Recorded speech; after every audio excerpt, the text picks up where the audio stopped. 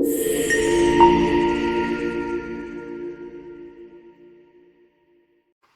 don't wait 2 years to react to a measles epidemic, and we should not, or any kind of infectious disease. We shouldn't have to do that for diabetes or autism. The ASD prevalence rate in 8-year-olds is now 1 in 31. Shocking. There's an extreme risk for boys. Overall, the risk for boys of getting an autism diagnosis in this country is now 1 in 20. And as high in California, which has the best data collection.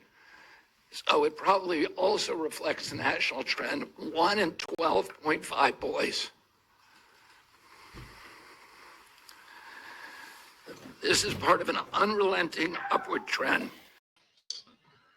Well, good damn afternoon, Americans. Jericho Green here with you once again. You heard that, you saw that. That is RFK, the head of the HHS.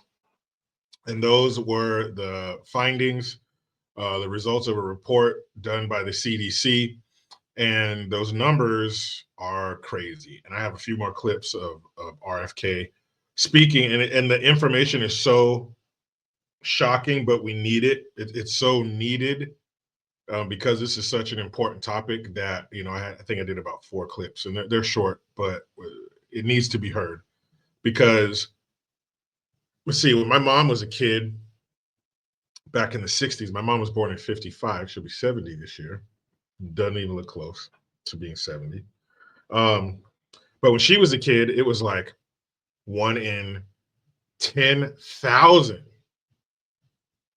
So, meaning, if you were in a small stadium, or maybe like, I don't know how many people are in a basketball arena, whatever, small stadium, there's 10,000 people. That's the population of some towns. 10,000 people. One of you would have autism. Just one. So the chances of your kid not getting autism was pretty good.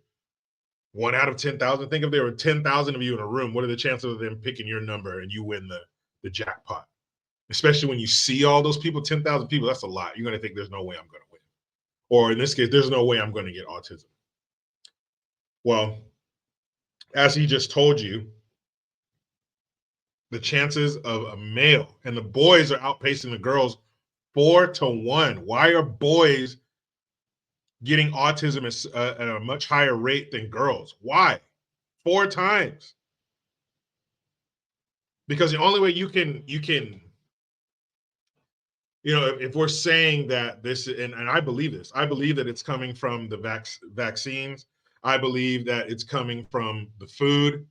Some people might say chemtrails and stuff like that, because it has to be something so broad, something where you can, affect the widest group of people to get numbers like this.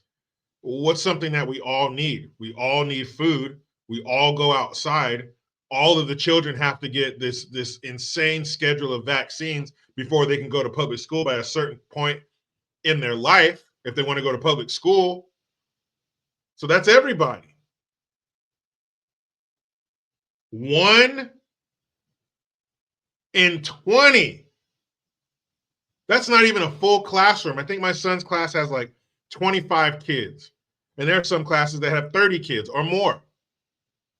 Either way, that's not even a full classroom worth of kids. Now, instead of standing in a group of 10,000 people, now you're standing in a group of 20 people. Now, what do you think your chances are of getting autism?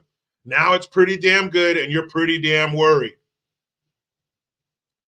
But in some of these other clips, he goes back to the 90s, and even to the 2000, 25 years ago. It was like 1 in 150. That's crazy. Now it's down to 1 in 20. Now, if it's an 8-year-old boy in California, it's 1 in 12.5. That's less than a half of a classroom. 1 in 12. How is this happening? How are all these little boys and little girls getting autism? And how is it happening so quickly? Let's go to this clip from RFK. The prevalence 2 years ago was 1 in 36. Since the first ADDM report in 1990, which was 1992 births, autism has increased by a factor of 4.8. That's 480%, I believe.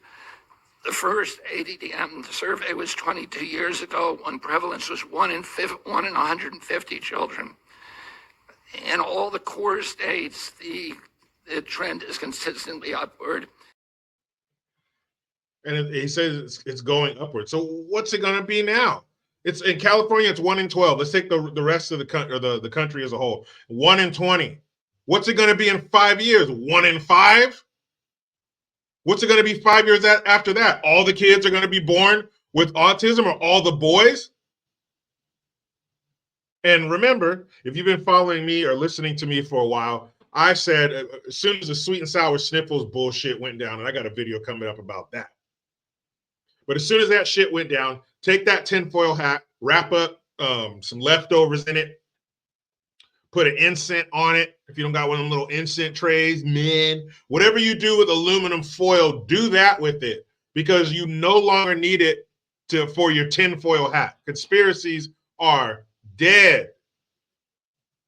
So if you're taking over a population, if you're trying to destroy a country or a people, what do you have to do first? If you're trying to get to something valuable, what do you have to do first? You have to get past the security. I don't care what it is. It could be a house alarm. It could be guns. It could be roving patrols. It could be guards. It could be dogs, a safe, something. You have to pass through some security measures to get to what you want, because it's valuable. People protect things that are valuable. That's why people don't leave their money and jewels on the front porch. That's why people lock shit up. It's valuable. This country is very valuable. Our culture and our beliefs are very valuable. They keep us strong.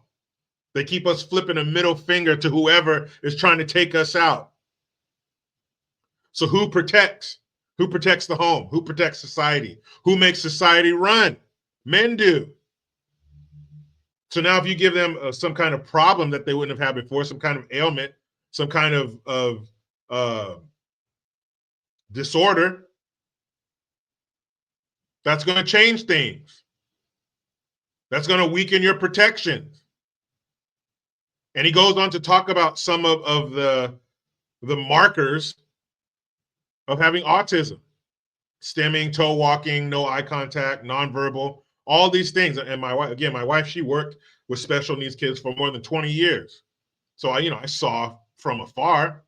I didn't go to work with her and stuff like that, but going to her work sometimes, talking to her, hear her speak with her other friends or her other coworkers that she was friends with outside of work, just learning and reading, studying.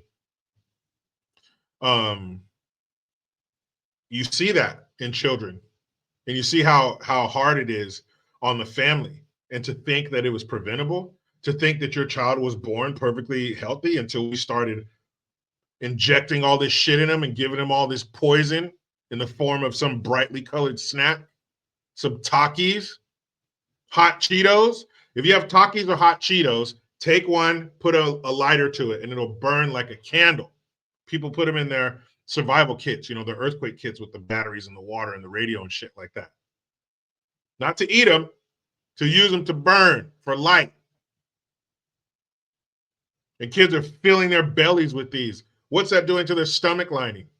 What's that doing to their bloodstream? Because that gets in their bloodstream, the blood goes to their brain, and they start having issues with their brain, with their personality. They start ticking. It's not your kid anymore. Something is off. Something is off about that child. I know that child. I made that child. In the case of the mother, you grew that child inside of you. I know that little boy. I know that little girl, and something is not right. Why are they doing that? Why are they moving their head that way? Why are they walking that way? Why is their attitude that way? Why are they mean? They were so nice yesterday. They were so nice 2-3 weeks ago. Something happened. The dyes that he's trying to get out of the food. This is the most important thing. This is more important than anything Trump is doing. The border, getting the Ku Klux Klans out of the women's restroom, the economy, all that shit. Everything pales in comparison to your health.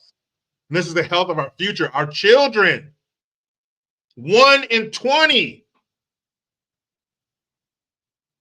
Next time you go to pick up your kid from school or walk him to the bus stop, no, the school, because there's more of them there. Next time you go to school, count 20 kids. One of them's going to have autism. If you're in California, count 12. One of them's going to have autism. The work that RFK is doing dwarfs anything going on anywhere else in the federal government. This is the most important thing. But before I get to another RFK clip, check this out.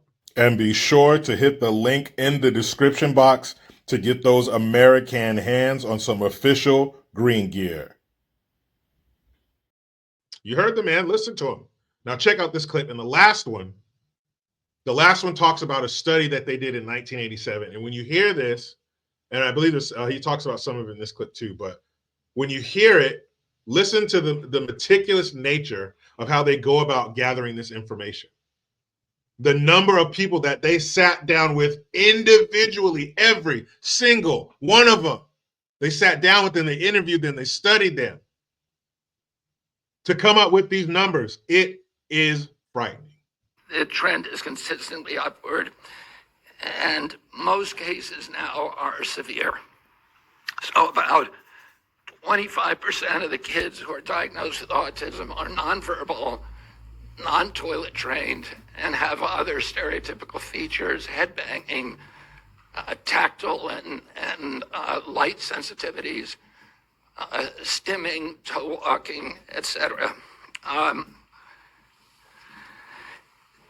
One of the things that I think that we need to move away from today is this ideology that the autism diagnosis, that the autism prevalence increases, the relentless increases, are simply artifacts of better diagnoses, better recognition, or changing diagnostic criteria.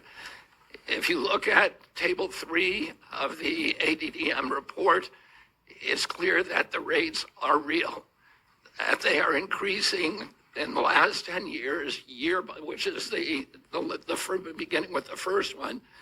Year by year, there is a steady, relentless increase. Man, this is so wild. Those numbers. 2 years ago, it was 1 in 36. 25 years ago, 1 in 150. Now we're 1 in 20. If you live in this communist left coast shithole known as California, ran into the ground by Gavin Bang Your Wife Newsom, we're either flooding or burning or being robbed blind. It's 1 in 12 and a half. Now this next clip, this is the one where he gives the numbers about the study that they did in the, I believe it was Wisconsin, somewhere in the Midwest there. Is Wisconsin the Midwest? I think so. Anywhere, somewhere where it's very cold. Check this out. In 1987, there was another exhaustive study, a peer-reviewed study in North Dakota, set out to count every child in the state with a pervasive developmental disorder, including autism. That study meticulously combed through every record, every diagnosis, and he even conducted in-person assessments of the entire population of 180,000 children under 18. The autism rate they found was 3.3 per 10,000. So that's in line with the 1 in 10,000 that was found in Wisconsin 17 years earlier. For context, today, the last number of 1 in 36 is 83 times higher. In 1987, out of every 1 million kids, 330 were diagnosed with autism. Today, there are 27,777 for every million. If you accept the epidemic deniers narrative, you have to believe that researchers in North Dakota missed 98 0.8% of the children with autism. That thousands of profoundly disabled children were somehow invisible to doctors, teachers, parents, and even their own study. Out of 1 million children, it was 333. Now it's it's almost 28,000 for every million. From 333 to almost 28,000 per million. And until now, when have you ever heard the head of the CDC or anybody else, any other high-profile federal government worker, when have you ever heard them talk about these numbers? When have you ever heard them talk about getting the poison out of our food and the health of our future, the health of our children? I'm not talking about the first lady writing a book telling kids to eat more green vegetables. I'm talking about the head of the CDC, HHS secretary, the president saying, hey, this is happening. That's why I got this man or this woman here to take care of it. I've never seen it before. Let me know in the comments. That's why I go there. I don't go there just to read them. I go there to learn. If I'm missing something, tell me. But I don't remember hearing about this from a top federal employee. If we don't get this right, forget about the border and the economy and the tariffs and the economic wars we're fighting and the Gaza and all that bullshit. Because that's what it is compared to this. It's bullshit. Because none of it matters if we're sick, if we're wailing over the loss of our children, or if the next generation has problems that they probably wouldn't have